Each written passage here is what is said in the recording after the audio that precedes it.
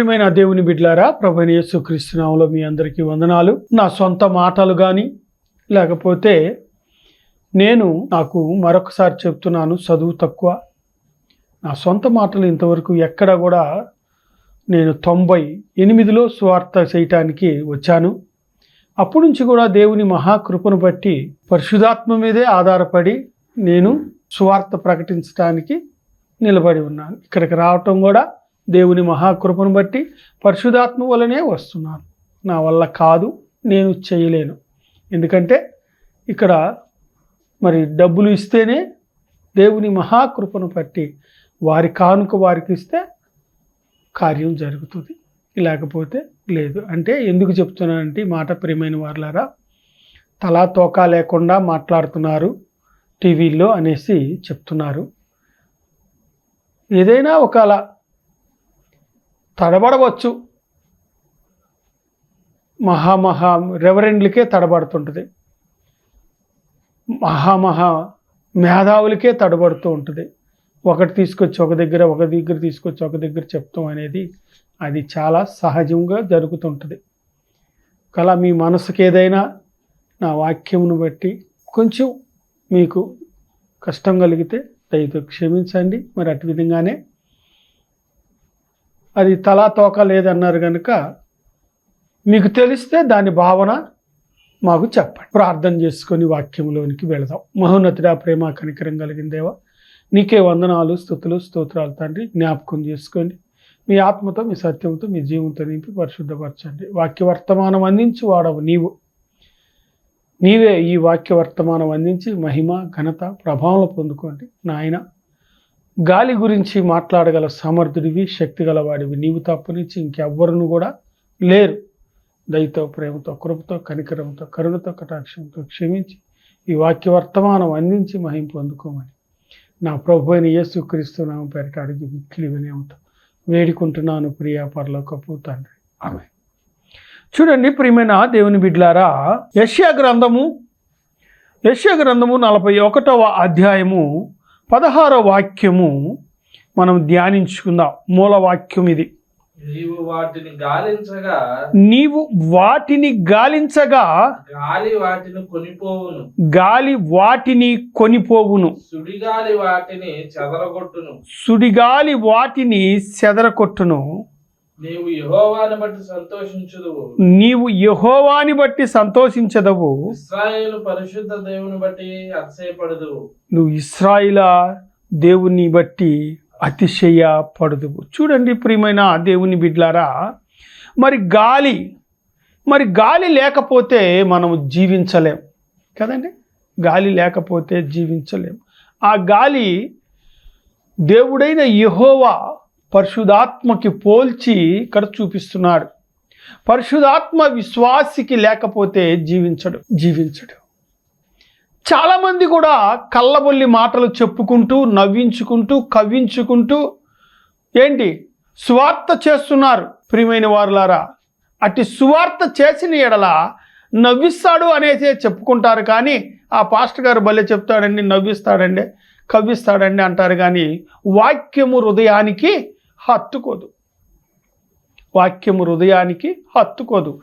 గాలి మనము ఈ రోజులను బట్టి ప్రియమైన వారులారా, ధాన్యము అనగా ఒడ్లు పండినప్పుడు పంట భూమిలో దాన్ని సేద్యం చేసిన తర్వాత ఆ పంట భూమిలో ఏం చేస్తారంటే ఈ కంకులన్నీ రాలగొట్టిన తర్వాత, రాలగొట్టిన పిమ్మట ఏం చేస్తారంటే ఆ గింజలన్నీ కూడా తూర్పు పాటు పడతారు. ఏం చేస్తారు? ఆ గింజలన్నీ తూర్పాల పోస్తారు అంటారు. తూర్పు పడతారు అంటే తూర్పు పట్టినప్పుడు పైకెత్తి పోసినప్పుడు గాలికి సత్తు గింజలన్నీ కూడా గాలికి కొట్టుకొని పోతవి.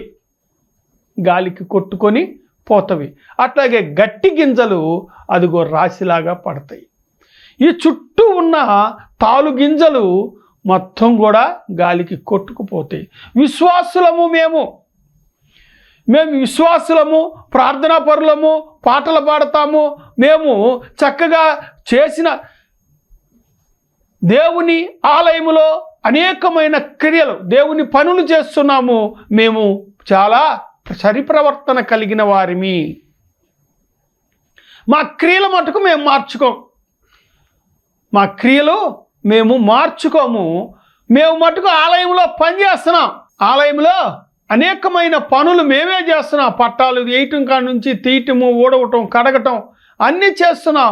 మాకన్నా విశ్వాసులు ఎవరు లేరు, మాకన్నా పరిశుద్ధులు లేరని ఒకవేళ అనుకుంటున్నారేమో.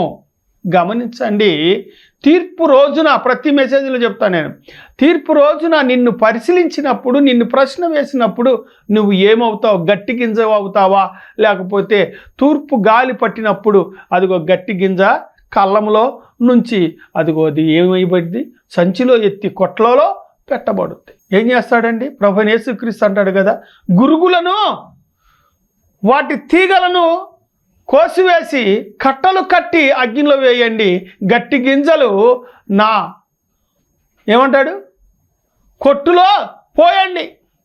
మరి నీవు గట్టి గింజవై ఉన్నావా, గాలికి ఎగిరిపోయే గింజవై ఉన్నావా? ఈ రోజున పాస్టర్లు ఎలా ఉన్నారంటే కులం కోసము, గోత్రం కోసము, డబ్బుల కోసము, భోజనం కోసము చేస్తున్నారు సువార్త. ఎందుకని? మెప్పించితే మంచి జోబు నిండిద్ది, నవ్విస్తే జోబు నిండిద్ది, జనం వస్తారు. జోబు నిండిద్ది అండి, జనం వస్తారు. వాక్యం మటుకు హృదయంలో అత్తుకుంటుందా లేదా, హృదయంలో స్థిరముగా ఉంటుందా లేదా అని గమనించడు. ఈ రోజుల్లో నెట్ ఒకటి వచ్చింది. ఈ నెట్ వచ్చిన తర్వాత బైబిల్ చదవటం మానేశారు, గ్రీక్ కొడుతున్నారు, హెబ్రీ కొడుతున్నారు, ఇంగ్లీష్ కొడుతున్నారు, తెలుగు ట్రాన్స్లేషన్ కొట్టుకుంటున్నారు.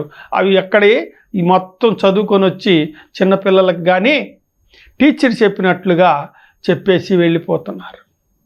నీవు పరిశుద్ధాత్మ మీద ఆధారపడి నీవు ప్రభువా ఇదిగో ఈ సంఘమును నాకు అప్పచెప్పావు గనుక, ఈ సంఘములో ఎవరు గట్టి గింజలు ఉన్నారు, ఎవరు తాలు గింజలు ఉన్నారు, ఎవరికి గాలికి ఎగిరిపోయే వాళ్ళు ఉన్నారు, వాళ్ళ గురించి విజ్ఞాపన చేసి నీవు ప్రార్థన చేసి వాళ్ళకి వాక్యం చెప్తున్నావా?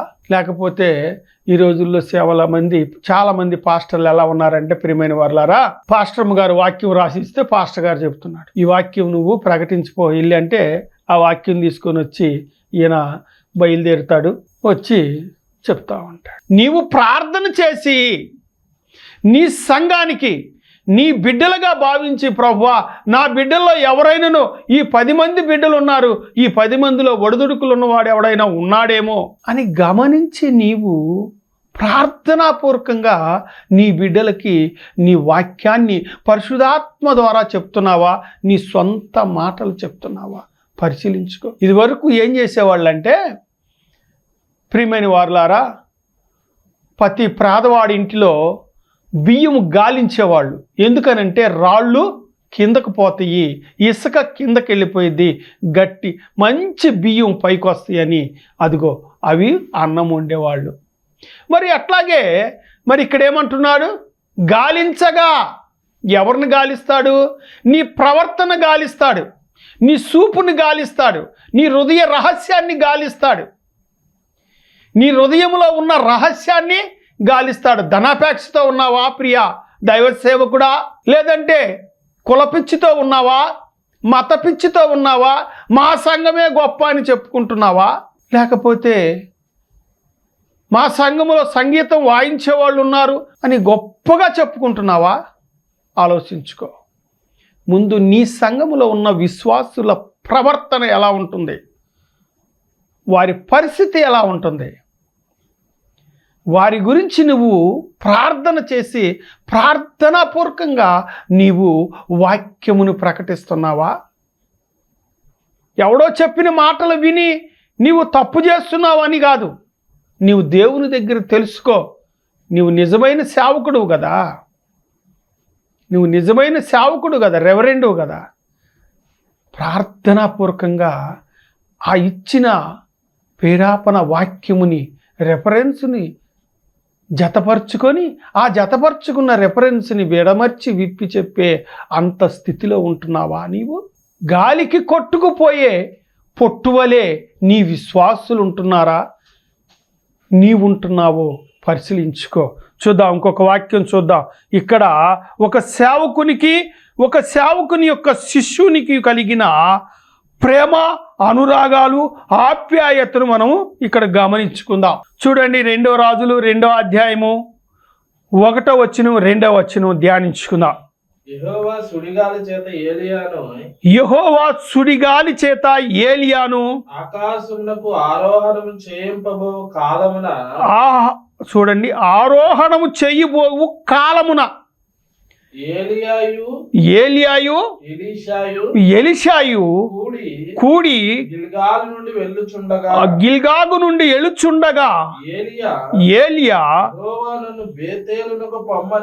యెహోవా నన్ను బేతేలుకు పొమ్మని సెలవిచ్చి ఉన్నాడు గనుక దయచేసి ఇక్కడ నుండుమని. చూడండి ప్రియమైన వారలారా, ఎందుకు ఉండమంటున్నాడు ఏలియా ఎలీషాని? అయ్యా, నన్ను ఆరోహణము అనగా ఇదిగో ఆకాశము నుంచి గొప్ప గాలి వచ్చుద్ది, ఆ గాలిలో నేను దేవుని యొద్దకు వెళుతున్నాను. ప్రియ విశ్వాసి, అయ్యా ఎలీషా, నీవు ఇక్కడ ఉండి నీవు ఏం చేస్తావయ్యా అంటే, ఇదిగో ఈ గ్రామం కొరకు, ఈ రాజ్యాన్ని పరిపాలిస్తున్న రాజుల కొరకు, సైన్యాధిపతుల కొరకు, నీవు ఈ ప్రజల కొరకు, పంట భూముల కొరకు నీవు విజ్ఞాపన చేయాలి. ఏం చెప్తున్నాడు ఇక్కడ? చక్కని మాట చెప్తున్నాడు ఇక్కడ. ఏలియా ఎలీషాకి ఏం చెప్తున్నాడంటే, రాజ్యము కొరకు, రాజ్యాన్ని పరిపాలన చేసే రాజుల కొరకు, అలాగే రాజ్యములో ఉన్న సైన్యాధిపతుల కొరకు, అలాగే పంట భూముల కొరకు, పంట పండిస్తున్న రైతుల కుటుంబాల కొరకు నీవు విజ్ఞాపన చేయాలి ఇక్కడుండి. అది నీ బాధ్యత, ప్రవక్తని యొక్క బాధ్యత. ప్రవక్తలు అందుకు నియమించాడు. తర్వాత అపోస్తులది కూడా మాట్లాడుకుందాం. ప్రవక్తలను ఎందుకు నియమించాడంటే, దేశము కొరకు, దేశములో పరిపాలన చేస్తున్న రాజుల కొరకు, రాజ్యములో ఉన్న ప్రజల కొరకు, ఆ ప్రజలు పంట భూముల కొరకు, ఆ ప్రజల ఆరోగ్య నిమిత్తము కొరకు విజ్ఞాపన చేయాలి. నేను దేవుని సన్నిధికి వెళుతున్నాను కనుక అయ్యా ఎలీషా, నీవు నా కుమారుడితో కన్నా ఎక్కువ నువ్వు నా శిష్యుడు కనుక నీవు ఇక్కడుండి ఆ పని చేయమని ఏం చెప్తున్నాడు? ఏలియా ఎలీషాకి చెప్తున్నాడు. దాని యొక్క భావము, దాని యొక్క ఉపోద్ఘాతం అది. ఈయనేమంటాడు? యెహోవా జీవంతోడు నేను నిన్ను విడిచిపెట్టను, యెహోవా జీవంతోడు నేను విడిచిపెట్టను. ఇప్పుడున్న సేవకులు ఎలా ఉంటున్నారంటే, ఆయన దగ్గర శిష్యర్కం చేసిన వాళ్ళు వేరొక సంఘాన్ని పక్కనే పెడుతున్నారు. ఈ రోజుల్లో పుస్తకాలు, క్రైస్తవ పుస్తకాలు అమ్మే కొట్లు ఎక్కువైపోయినాయి. పుస్తకాలు కొనుక్కొచ్చుకోవటం, చెప్పటం, లేదంటే నెట్లో కూర్చోవటం, అవి చూసుకోవటం, చెప్పటం. పరిశుద్ధాత్మ మీద ఆధారపడి చెప్తున్నావా నీవు? గమనించు. పరిశుద్ధాత్మ మీద ఆధారపడి ఎదటి వాడి గురించి, ఎప్పుడు వాడి గురించి, వీడి గురించి, వాళ్ళలో ఏం లోట్లు ఉన్నాయా, నీలో ఎన్ని లోట్లు ఉన్నాయో నువ్వు పరిశీలించుకో. నువ్వు చేసిన మెసేజ్ని నీవు ఎదురుగా పెట్టుకొని 1-2 సార్లు ఇను, తెలిసిద్ది. ఇక్కడ నా పిల్లలందరిని అడుగుతా, వీళ్ళు పిల్లలతో సమానం. అమ్మా ఎలా ఉంది? అయ్యా ఎలా వచ్చింది? ఏంటి? ఎందుకంటే ఇక్కడికి స్టూడియోకి దగ్గర ఇదిగో రోజుకి 20 మంది వస్తారు, 10 మంది వస్తారు. వాళ్ళు అన్నీ మీరు వింటున్నారు. అయ్యా నేను చేసే మెసేజ్ ఎలా ఉంటుంది అని పిల్లల్ని అడుగుతూ ఉంటా. గమనించండి అయ్యా, ఆలోచించండి అయ్యా అని 1-2 సార్లు అడుగుతా, బతిమాడుకుంటా. నాకు కాదు మరి పేరు రావాల్సి ఉంది, నాకు చెడ్డ పేరు వచ్చినా పర్లేదు, పరిశుద్ధాత్మకి ఘనత రావాలి. అది నా యొక్క భావం. చూడండి ప్రియమైన వారులారా, నీ శిష్యుడిని నువ్వు అలా తయారు చేసావా?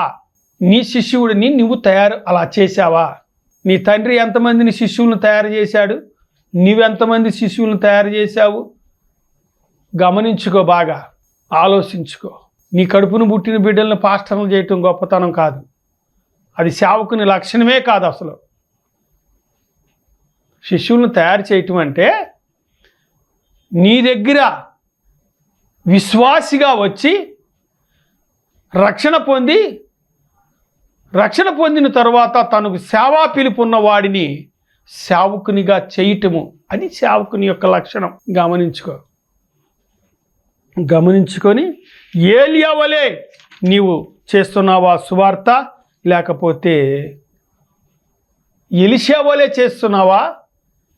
నువ్వు గమనించుకో. అలాగే ఇంకొక మాట చెప్పుకుందాం. నీ ప్రవర్తన, సేవకుడువు కదా నీవు, నీ ప్రవర్తన ధనం ఉన్నవాడికెళ్ళి ఉంటున్నావా, పేదవాడికెళ్ళి ఉంటున్నావా? పేదవాడి కోసం ప్రార్థన చేస్తున్నావా, ధనం ఉన్నవాడి కొరకు ప్రార్థన చేస్తున్నావా? జనాభా ఉన్నవారి కొరకు నీవు న్యాయాన్ని న్యాయంగా మాట్లాడక అన్యాయమైన మాటలు మాట్లాడుతున్నావా? 10 మంది ఉన్నారని వాళ్ళకే నువ్వు సపోర్టుగా ఉంటున్నావా? రేపు జాగ్రత్త, రేపు జాగ్రత్త, పరిశీలించుకో. విశ్వాసుల గురించి మనం చూసుకుందాం. ఇప్పుడు విశ్వాసుల గురించి చూడండి. ఎఫెసీ పత్రిక 4:14. అందువలన మనం ఇక మీదట పసిపిల్లలమై ఉండి, అదిగో చూడండి, మనం ఇక మీదట పసిపిల్లలమై ఉండి మనుషుల మాయోపాయముల చేత వంచనతోను, అదిగోండి చూడండి, వంచనతోను తప్పు మార్గమునకు లాగు కుయుక్తితోను గాలికి కొట్టుకొని పోవునట్లు కల్పింపబడిన అదిగో చూడండి ప్రియమైన వారులారా, ఈ మాటను మనం ధ్యానించుకుందాం. ఇటు అటు కొట్టుకొని పోవచ్చున్నారండి. అలల చేత ఎగరగొట్టబడిన వారమైనట్లుండక, అదిగోండి, అలల చేత ఎగరగొట్టబడిన వారమై ఉండక. ఇక్కడ కార్యం జరిగిందంటే అక్కడికి పరిగెడతారు, అక్కడ కార్యం జరిగిందంటే అక్కడికి పరిగెడతాడు. మరి నువ్వు కట్టుకున్న సంఘం ఇటు అటు. ఈ పాస్టర్ కూడా ఎలా ఉంటున్నారంటే ప్రియమైన వారులారా, ఎందుకని వెళ్ళిపోతున్నారు? ఒక చిన్న మాట చెప్తాను. ఎలీషా దగ్గర వచ్చారు. వచ్చినప్పుడు ప్రార్థన చేయమన్నాడు, చేశాడు. వారు ఆశీర్వాదాన్ని పొందుకున్నారు, వెళ్ళిపోయారు. వారు ఏదో ఇచ్చారు, తీసుకున్నాడు, అయిపోయింది, పక్కన పెడదాం. సమూయేలు పిల్లలు ప్రియమైన వారులారా, అన్యాయముగా రెఫరెన్స్ ఇవ్వను కానీ మీరు చదవండి. మాకు లోకరీతిగా రాజు కావాలి, నీ వంటి ప్రవర్తన కలిగిన వారు కారు. ఏమంటారు ఇశ్రాయేలీల ప్రజలు? నీ వంటి ప్రవర్తన కలిగిన వారు కారు నీ బిడ్డలు. ప్రియమైన వారులారా, ఏమంటున్నారంటే ఇశ్రాయేలీల ప్రజలు వచ్చి సమూయేలు దగ్గరికి వచ్చి, అయ్యా, నీ అంటి ప్రవర్తన కలిగిన బిడ్డలు నీ బిడ్డలు కారు, వారు డబ్బులు లంచమును పుచ్చుకొని అన్యాయమైన తీర్పుని తీరుస్తున్నారు గనుక మాకు లోకరీతిగా మాకు ఒక రాజు కావలెను అని ఏం చేశారు? సమూయేలుకి విజ్ఞాపన ఇశ్రాయేలీల పెద్దలందరూ వచ్చి ఆయనకు మొరపెట్టారు. ఆయన ఏం చేశాడు? దేవుని సన్నిధిలో ప్రార్థన చేయగా ఏమంటున్నాడంటే, వారు నన్ను విసర్జించారు, నిన్ను కాదు. వారు లోకరీతిగా ఒక రాజుని సిద్ధపరుద్దాము. అదిగో అక్కడ మొదలైంది ప్రభువైన యేసుక్రీస్తు యొక్క జననము, అక్కడ మొదలైంది. ప్రియమైన వారులారా, ఈసారి ఈలుగా ఉంటే దాని వివరణ, ప్రతి వివరణ చూసుకుందాం. అయితే ఇక్కడ ఏమంటున్నాడు? ఎఫెసీ 4:14. అందువలన మనం ఇక మీదట పసిపిల్లలమై ఉండి మనుషుల మాయోపాయముల చేత వంచనతోను తప్పు మార్గమునకు లాగు కుయుక్తితోను గాలికి కొట్టుకొని పోవునట్లు ప్రతి ఉపదేశమునకు, అదిగో ఒక్కసారి వినండి ప్రియమైన వారులారా, కల్పింపబడిన ప్రతి ఉపదేశమునకు ఇటు అటు కొట్టుకొని పోవు అలల చేత ఎగరగొట్టబడిన వారమై ఉన్నట్లుగా. అలాగ ఉండకూడదు. ఇప్పుడు ఎలా ఉందంటే, ఈ దైవ సేవకుడు కవ్వించి నవ్వించి మాట్లాడతాం. మరొకసారి, ఇందాక ఒకసారి చెప్పాను కదా, మరొకసారి చెబుదాం. పేదవాడికేమో అన్యాయం, న్యాయంగా వాడు ఉన్నా సరే పేదవాడికి అన్యాయం చేసే పాస్టర్లు ఎక్కువైపోయారు. వాడి మీద లేనిపోయినవి చెప్తూ ఉంటారు. వీడు చూసింది లేదు, పెట్టింది లేదు. ఎదురు బొదురు పడితే అప్పుడేమైపోతావు నువ్వు? ఎందుకు అలాంటి నిందలు వేస్తారు? తప్పు. అలాగే ప్రియమైన వారులారా, వాక్యము పరిశుద్ధాత్మ మీద ఆధారపడి నువ్వు ప్రకటించాలి. పరిశుద్ధాత్మ మీద ఆధారపడి ప్రకటించిన ఎడల నీకు ఆశీర్వాదం కలుగును. సాధు సుందర్ సింగ్ పరిశుద్ధాత్మ మీద ఆధారపడి ప్రకటించాడు, అనేకమైన పుస్తకాలు రాశాడు. అలాగే భగత్ సింగ్ గారు అనేకమైన పుస్తకాలు రాశారు, పరిశుద్ధాత్మ మీదే ఆధారపడి ప్రకటించాడు. కొన్ని వేల సంఘాలు, నాకు తెలిసినంత వరకు 4000 సంఘాలు కట్టబడినాయి. అలాగే ఏసన్న గారు పరిశుద్ధాత్మ మీద ఆధారపడి కట్టిన సంఘాలు అనేకమైన ఇప్పుడు ఈ రోజుల్లో కూడా మరి ఎంతో గొప్పగా సాగుతుంది. అలాగే ప్రియమైన వారులారా, పరిశుద్ధాత్మ మీద ఆధారపడిన సంఘాలు దీవించబడతవి, ఆశీర్వదించబడతవి. పాస్టర్లు కూడా ఎంతో గొప్ప స్థితిలో ఉంటారు. దేవునిలో, డబ్బులో కాదండి, డబ్బులో కాదు, దేవునిలో ఉంటారు. దేవునిలో పరిశుద్ధాత్మ నింపబడిన వారై ఉంటారు. చూడండి ప్రియమైన వారులారా, గాలికి కొట్టుకొని పోవినట్లుగా నీవు పోక, ఇటు తిరగక, నీవు విశ్వాసివి కనుక నీవు పరిశుద్ధాత్మ మీద ఆధారపడి నీవు చెబుతున్న వాక్యము పరిశుద్ధాత్ముడే చెబుతున్నాడా లేదని గమనించి నీవు గ్రహించి దేవుని సన్నిధిలో ఉండాలని కోరుచున్నాను. ఇంకొక వాక్యం చూసుకుందాం. అపోస్తల కార్యాలు 2:2 ఒక్కదాని తర్వాత ఒకటి ధ్యానించుకుందాం. అప్పుడు వేగముగా వీచు బలమైన గాలి వంటి ఒక ధ్వని, వేగముగా వీచు బలమైన గాలి వంటి ఒక ధ్వని, బలమైన గాలి వంటి ఒక ధ్వని ఆకాశం నుండి అకస్మాత్తుగా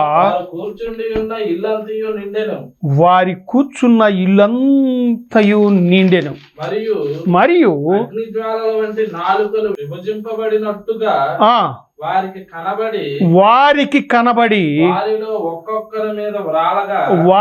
ఒక్కొక్కరి మీద వాలగా అందరూ పరిశుద్ధాత్మతో నిండిన వారై ఆత్మ వారికి వాక్శక్తి అనుగ్రహించిన కొలది. చూడండి ప్రియమైన వారులారా, ఆ ఆత్మ అనుగ్రహించిన కొలది వారు అన్య భాషలతో తన 6వ వచనంలో కింద ఉంటుంది, తన స్వభాషతో ఆయనను స్తుతించారు, స్వభాషతో ఆయనను ఆరాధించారు. మరి అట్టి పరిశుద్ధాత్మని నీ సంఘములో నీవు పొందుకుంటున్నావా? నీ విశ్వాసులు పొందుకుంటున్నారా? ప్రియ దైవ సేవకుడా, నీవు చెప్తున్న వాక్యం విని ఆ వాక్యానుసారంగా వారు ప్రవర్తించి పరిశుద్ధాత్మని పొందుకుంటున్నారా? ఇక్కడ పేతురు గారు ప్రార్థన చేయగా కొర్నేలి ఇంటిలో పరిశుద్ధాత్మ అగ్ని జ్వాలల వంటి నాలుకలు కలిగిన వారై అకస్మాత్తుగా గాలి వీచినప్పుడు వారికి పరిశుద్ధాత్మను నిండుకొని వారు నిత్య రాజ్యానికి వారసులగుటకు తన భాషలలో వారు దేవుణ్ణి ఆరాధించారు. నీ సంఘములో అట్లాంటి పరిశుద్ధాత్మని పొందుకున్న విశ్వాసులను నువ్వు సిద్ధపరిచావా? పదవుల కోసం తిరిగే విశ్వాసులను సిద్ధపరిచావా? జ్ఞాపకం చేసుకో, ఆలోచించు. నువ్వు చెప్పే సువార్త పరిశుద్ధాత్మ చెబుతుందా, నీవు చెబుతున్నావా? మాకు తెలిసినంతవరకే ఓ పాస్టర్ గారు వాక్యం చెప్తే చాలా చక్కగా, చాలా పద్ధతిగా చెప్పుకొచ్చేవాడు. మందు తాగేవాడు, ఏమండి, అనేకమైన లక్షణాలు అతనిలో ఉండేవి. లాస్ట్కి చూసేలేకే ఏమయ్యారయ్యా అంటే ఒక్కరు కూడా లేడు, ఒట్టి ఖాళీ చర్చి ఉంది, గోడలు, కిటికీలు, తలుపులు, ఫ్యాన్లే. ఎందువల్ల? పరిశుద్ధాత్మ చెప్పాలి అక్కడ వాక్యం. నీవు చెప్తున్న సువార్త పరిశుద్ధాత్మ మీద ఆధారపడి ఆ పరిశుద్ధాత్మ మీదే నీవు ధ్యానం చేసి ఆ పరిశుద్ధాత్మని పొందుకొని దేవుని ఆత్మని పొందుకొని నువ్వు సువార్త ప్రకటించిన ఎడల నీ విశ్వాసులు పరలోక రాజ్యములో వారు సింహాసనము దగ్గర ఉన్నప్పుడు నీకు గొప్ప ప్రతిఫలం వస్తుంది, గొప్ప ఆశీర్వాదం వస్తుంది. ఇతనేం చెప్తున్నాడా, అతనేం చెప్తున్నాడా, ఇతను ఎలా చెప్పా, నువ్వెవరు మార్కులు వేయటానికి? ఎస్ఆర్ నువ్వు చెప్పే అంత తోడివా నువ్వు చెప్తున్న వాక్యం కూడా నువ్వు కూడా గమనించి విని ఆలోచించి చెప్పు. ప్రియమైన వారలారా, నీ బిడ్డలు, నీ కడుపును పుట్టిన బిడ్డలకు మంచి చెడు ఎలా నేర్పిస్తావో అలాగే నీ బిడ్డలైన విశ్వాసులకు పరిశుద్ధాత్మని పొందుకొని నీ బిడ్డలు నీకుగా అప్పజెప్పిన విశ్వాసులను నీ తండ్రి వద్దకు తీసుకొని వెళ్తున్నావా? అయ్యా, నీ బిడ్డలే వీరికి మంచి చెడు నేర్పించు, నేనైతే చెప్పలేను, నువ్వే చెప్పయ్యా. అయ్యా, నీ బిడ్డల ప్రభువా, పరిశుధాత్మను నాకు అనుగ్రహించయ్యా. ఆ పరిశుధాత్మ చెప్పులాగున అయ్యా నాకు సహాయము చెయ్యయ్యా. రేపటి రోజున అయ్యా నేను తీర్పులో ఉంటాను, నీ బిడ్డలు తీర్పులో ఉంటారు. వారు తీర్పులో ఉండకూడదయ్యా. వారితో నువ్వు చక్కగా మాట్లాడయ్యా, గద్దించయ్యా, లాలించయ్యా, పాలించయ్యా. వారికి చక్కని వాక్య వర్తమానము నువ్వు చెప్పు ప్రభువా అంటున్నావా? లేకపోతే పుస్తకం కొనుక్కొచ్చుకొని చెప్తున్నావా? ఆర్ఆర్కే మూర్తి గారు చెప్పిన ప్రతి వాక్యంలో కూడా పరిశుధాత్మ మీద ఆధారపడి ఆయన దేవుని సన్నిధిలో విడమర్చి విప్పి చెప్పాడు. ఈ రోజుకు కూడా ఆయన వాక్యం అంటే అనేక మంది వినటానికి సిద్ధంగా ఉంటారు. నీవు అట్టి వాక్యముని అట్టి నీ సంఘములో ఉన్న నీ బిడ్డలకి పరిశుధాత్మని నువ్వు పొందుకొని పరిశుధాత్మ చెప్పే మాటలు నీ బిడ్డలకు నేర్పించాలని ప్రభు పేరిట కోరుకుంటూ ప్రార్థన చేసుకుందాం. మహోన్నతుడా, ప్రేమ కనికరం కలిగిన దేవా, నీకే వందనాలు, స్తుతులు, స్తోత్రాలు. ప్రభువా, ఈ వాక్య వర్తమానము అందించువాడవు నీవు. ఇందులో ఏదైనాను ప్రభువా నీదే భారం, నాదేమి లేదు. ఇవి మటుకు నా సొంత మాటలు కావు నాయనా. దుమ్ము సాక్ష్యము, ధూళి సాక్ష్యము, ఆకాశము సాక్ష్యము, నా నార వస్త్రాలు సాక్ష్యము. ఇంటున్న ప్రతి బిడ్డ కూడా పరిశుధాత్మని పొందుకొని అయా ప్రతి దైవ సేవకుడు నా ప్రభువా పరిశుధాత్మ మీద ఆధారపడి ఆ పరిశుధాత్మ చెప్పే వాక్యముని ప్రజలకు విడమర్చి విప్పి చెప్పే జ్ఞానముని వారికి ప్రసాదించమని, వింటున్న విశ్వాసులకు పరిశుధాత్మ నడిపింపును సహాయము చేయమని, నీ కృపా దీవెనలో 30 60 100 వేయంతులు ఫలింప చేయమని, వింటున్న ప్రతి తండ్రిని తల్లిని దీవించి మహిమ పొందమని నా ప్రభుని ప్రియ కుమారుడైన యేసుక్రీస్తు నామములో ఎలీషాకు అప్పచెప్పిన బాధ్యతలాగా జీవించే భాగ్యాన్ని, అలాగే ప్రతి దైవ సేవకుడు విశ్వాసులను కాక శిష్యువులను సిద్ధపరచడానికి ద్వారం తెరవమని, విశ్వాసులను శిష్యువులనుగా చేయటానికి మహత్కార్యమైన భాగ్యమును వారికి సహాయం చేయమని, అట్టి బాధ్యతను వారికి సహాయం చేయమని, ఇంటున్న ప్రతి బిడ్డ